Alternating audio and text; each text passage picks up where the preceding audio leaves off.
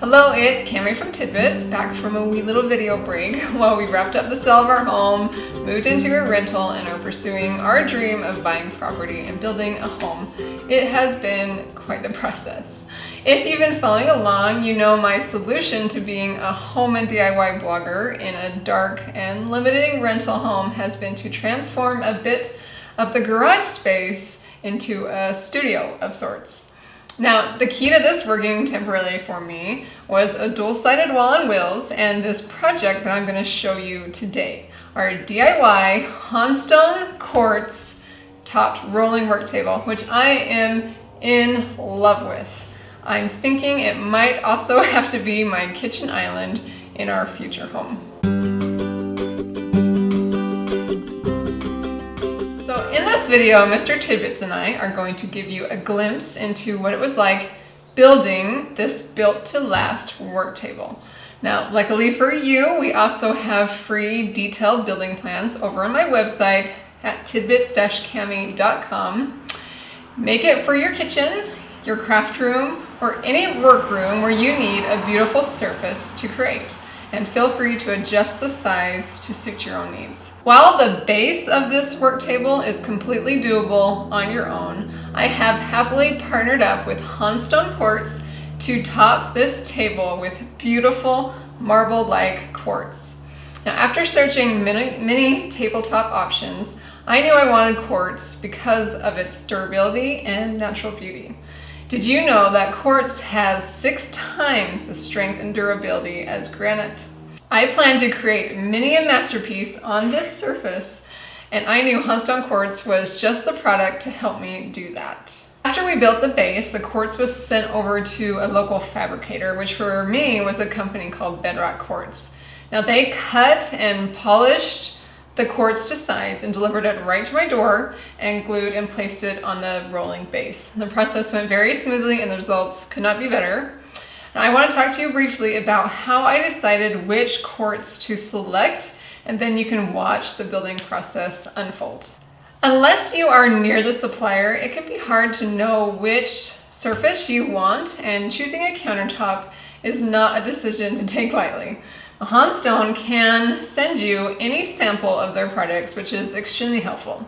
I was immediately drawn to their boutique collection, which is full of marble-like surfaces with that creamy white base and subtle gray veining. After deliberating for some time and coming up with an almost unanimous vote from my family and my followers on my Instagram stories, my final decision was to go with Montauk. This warm, sandy backdrop gives the quartz a vintage yet modern feel. I love it so much.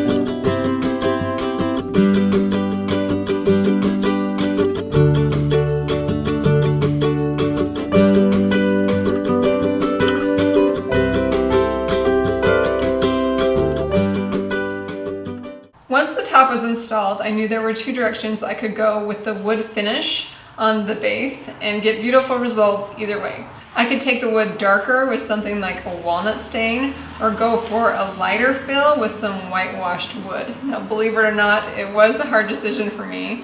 In the end, and after testing several pieces of scrap wood, I opted for a whitewashed, lighter wood.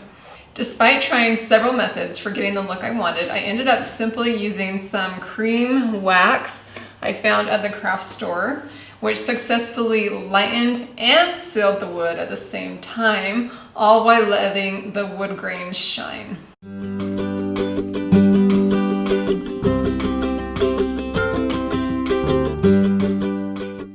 I hope you've enjoyed seeing this project for our makeshift garage studio. Now, if you're interested in building this work table or sending the link along for someone else to build for you, be sure to click on over in the link below.